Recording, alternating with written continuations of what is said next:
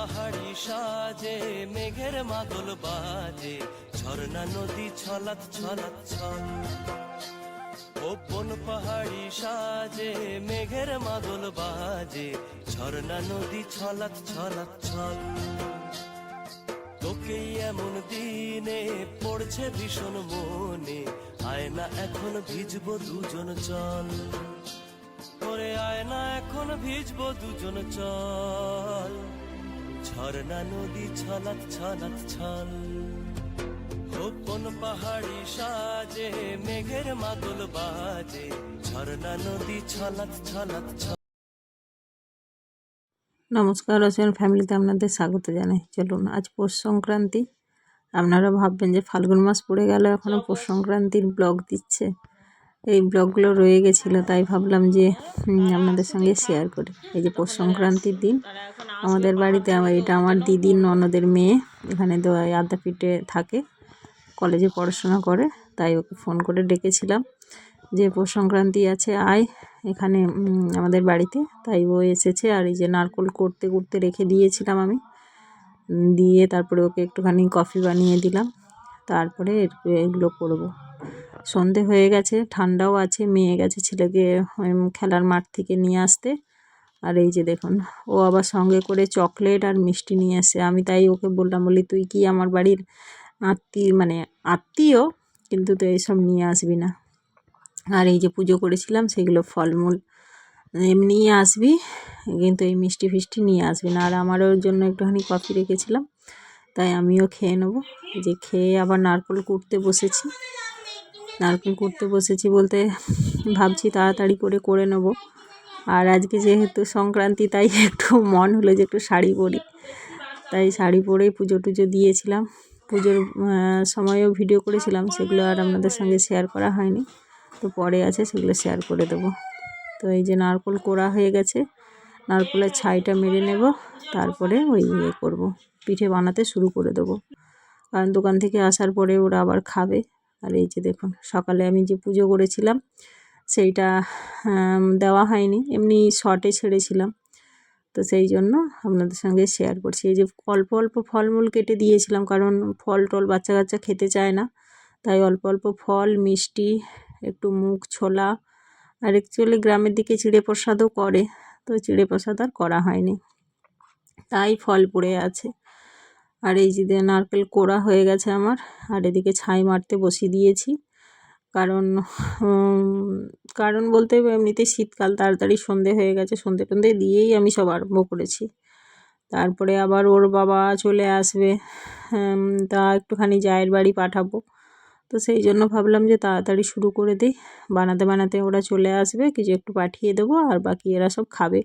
আর গরম গরম জিনিসটা খেতেও খুব ভালো লাগে, বিশেষ করে এই ঠান্ডার সময় পিঠে পুলি। আর এই যে দেখুন, গুড় দিয়ে আমার ছাই মারা প্রায় হয়ে আসছে। আর এদিকে জলও গরম বসিয়ে দিয়েছি।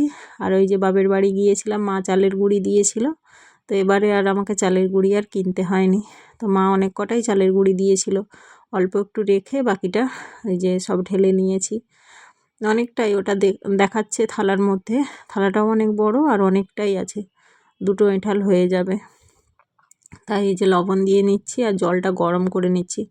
অনেকে কড়ার মধ্যে জল গরম করে ফুটন্ত জলের উপরেও মানে এই চালের গুঁড়িটি দিয়ে ডো বানায়, তো আমরা দেখেছি আমার মায়েরাও করে, গরম জল দিয়েও করা যায়। তো সেই জন্য আমি আর কড়াই করলাম না, তাই যে লবণটা মিশিয়ে নিয়েছি। আর চালটা খুব ভালো, যেহেতু ঘরোয়া চাল, মানে আমার বাপের বাড়ি চাষ হয় সেই ধানের চাল। তো এই যে গরম জল দিয়ে ডোটা মেখে নেব। আর যেহেতু ভীষণ গরম, তো হাত দিয়ে মাখবো না, একটুখানি চামচ নিয়ে নেব, চামচ নিয়ে ভালো করে মেখে নেব। আর মেয়ে ছেলে চলে এসেছে মাঠ থেকে, ওদেরকেও আবার একটুখানি দুধ আর কফি দিলাম। আর তারপরে এই যে বানাতে বসেছি। মেয়ের আবার পড়া আছে আজকে, আবার সংক্রান্তি, কিন্তু পড়ার ছুটি দেয়নি, তো সেই জন্য মেয়ে খেয়ে পড়তে যাবে। আর আমি এদিকে ওই বানাতে শুরু করে দিয়েছি। আর ওই যে দিদির ননদের মেয়ে এসেছে, ওরও পরীক্ষা আছে সামনে, তো ওকে বলেছিলাম যে তুই বই খাতা নিয়ে চলে আসবি তাই ও বই খাতা নিয়ে এসছে। তো ওকে বললাম যে তুই একটুখানি কিছু পড়লে পড়ে নে, তারপরে করব। তারপরে ওখানে দাঁড়িয়ে দাঁড়িয়ে জায়গা তো কম, তাই এই যে নিচে বসে আসন বিছিয়ে নিয়েছি, কারণ মেঝে ভীষণ ঠান্ডা। আর পৌষ সংক্রান্তির সময় তো ঠান্ডা ছিলই, তাই ওই যে ডোটা একটা ডো বানিয়ে নিয়েছি। ওই যে দেখুন ওই চালের মধ্যে একটা ডো হয়ে গেছে, এখনও একটা ডো হবে। তাই এই যে জল কম পড়ছিল, আবার গরম জল বসিয়েছি, তাই সসপ্যানে জল আনতে যাচ্ছি। আর ওখানেই আমার নারকেলের ছাইটা মেডে রেখে দিয়েছি, তাহলে কি হয় একটু হালকা ঠান্ডাও হয়ে যায়। তারপরে এই যে ডোটা বানিয়ে তারপরে আবার পিঠে বানাতে বসে পড়ব, তাহলে কি হয় আর বারবার উঠে যেতে হয় না। আর এই যে ছেলে দেখুন না, ছেলেকে বললাম একটুখানি ভিডিও কর, চারিদিকে নাড়াচ্ছে আর এই করছে। তাই সত্যিকার এত গরম, মানে গরম জল তো হাতের মধ্যে লাগছে খুব, তাই আমি ওই যে চামচ দিয়েই ভালো করে নেড়ে টেড়ে হালকা একটু ঠান্ডা হলে তারপরে হাতে মেখে নিচ্ছি, কারণ একে একদম ঠান্ডাও আবার করা যাবে না, ঠান্ডা করলে আর ডো মাখানো যাবে না। ও হালকা গরম গরম থাকবে সেই অবস্থায় মাখাতে হবে। তাই ওই যে পিঠে বানাচ্ছি আর মনে করছি যে সেবারে দেখলাম যে মা কত গরম হাতের মধ্যে নিয়ে কিসম চটকে মাখিয়ে নিল, কারণ ও গ্রামের দিকে আরও ঠান্ডা ছিল তখন। তারপরে এই যে হালকা ঠান্ডা হয়েছে, আর এই যে হাতে করে ভালো করে মেখে ওগুলো ডো বানিয়ে নিতে হবে, কারণ এই ডোটাই মেন। যেভাবে বানাবো, বেশি শক্ত বানালে পিঠে শক্ত হবে, হালকা নরম বানালে আবার খুলে যাবে, তো এটাকে মিডিয়াম করেই বানাতে হবে। আর এই যে সবাই বসে পড়েছি পিঠে বানাতে, আর ছেলের কাণ্ড দেখুন, ছেলেও ধরেছে আমিও পিঠে বানাবো। আমি বললাম হ্যাঁ শিখ, এগুলোই তো ছোটোবেলার স্মৃতি, মনে থাকবে। তো বানাতে লেগেছে, বেরিয়ে যাচ্ছে, তাই বলছে বেশি বেরিয়ে যাচ্ছে। বেশি দিয়ে দিয়েছিস ওর জন্য বেরিয়ে যাচ্ছে। চিপ বেশি করে চিপ, আরও চিপতে হবে। হ্যাঁ, বাবা চলে এলো, বলবে এখনো পিঠা হয়নি।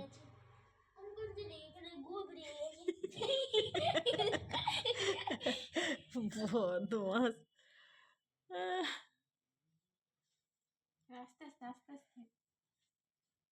আর এই যে এখানে অনেকগুলো পিঠে বানানো হচ্ছে, তো ওকে একটা সিঙ্গাড়া বানালো, দেখালাম, তো ভালো লাগছে কিন্তু বানাতে পারছে না। তারপরে এই যে বদমাইশি করছে, আমি বললাম ঠিক আছে বানা, ওদেরও শেখা দরকার, ওদেরও জানা দরকার। আর ছোট অবস্থায় বেশি আগ্রহ থাকে বড়দের জিনিস করার জন্য।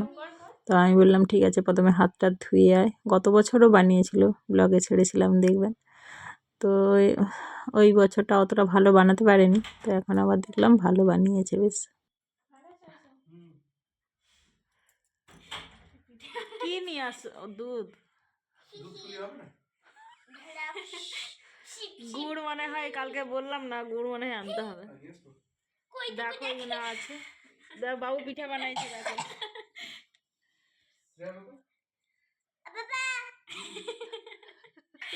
রাখ, তোর পিঠা চিনা যাবে না।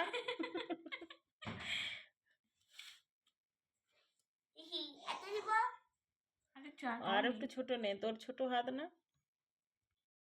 তারপরে ওর বাবাও চলে এসেছে, এই যে আমরা সব তিনজনে মিলে বানাতে লেগেছি বলতে তাড়াতাড়ি করছি, কারণ 8টা পেরিয়ে গেছে, তো এখনও একবারও বসানো হয়নি। তো সেই জন্য এই যে তিনজনে মিলে ঝটপট হয়ে যাবে, সব কিছু রেডি আছে। ওদিকে হাঁড়িতে জলও গরম বসিয়ে দিয়েছি, যাতে মানে ভাপাবো। তো সেই জন্য হাঁড়িতে জল মানে গ্যাসে করে বসিয়ে দিয়েছি, যাতে জলটা গরম থাকে, দিলে তাহলে আর ঝটপট হয়ে যাবে, বেশি লেট হবে না। আর এগুলো বেশি লেটও হবে না, কারণ মা ওই বলেছিল 1 সেদ্ধ চালের, মানে ধানের চাল, বেশি সময় লাগে না। আর এই যে দেখুন, তো আমার হাজব্যান্ড এসে ওই যে পুরো হাঁড়ির মুখটাকে বন্ধ করে দিল, ওই মানে চালের দিয়ে। তারপরে এই যে এটাই বসিয়ে আমরা প্রতি বছরই করি, আর অল্প মানুষ তো, তো এতেই ভালোভাবে হয়ে যায়। আর এই যে দেখুন সুন্দর সুন্দর তো হয়েছে, তিনজনের 3 রকম, ছেলেও যা পাত্তা তাই করেছে, সেগুলোও আর মানে করিনি, এর মধ্যেই দিয়ে দিয়েছি। আর এই যে এটা ভরে গেছে, এটা আবার ঢাকা দিয়ে দেবো, আর বাকিগুলো আবার বানাবো। তো বলছিল কিছু চাপা দিতে, আমি বললাম এটা হলেই হবে, ছেড়ে দাও। তারপরে মিনিট 15 ছেড়ে দিয়েছিলাম, তারপরে এসে দেখছি এই যে খুব ভালোভাবে হয়ে গেছে।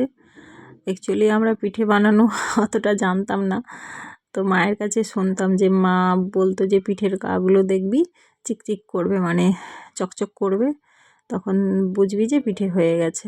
মানে পিঠে তো বানাবো, কীভাবে বুঝবো? তো এটা ছোটোবেলা থেকে মা ওরা তারা উনুনে বানাতো, তারা জানতো, সে মাটির হাঁড়িতে করে আমাদের পিঠে হতো, আমরা জানতাম। মা ঠিক দেখে নামিয়ে নিত।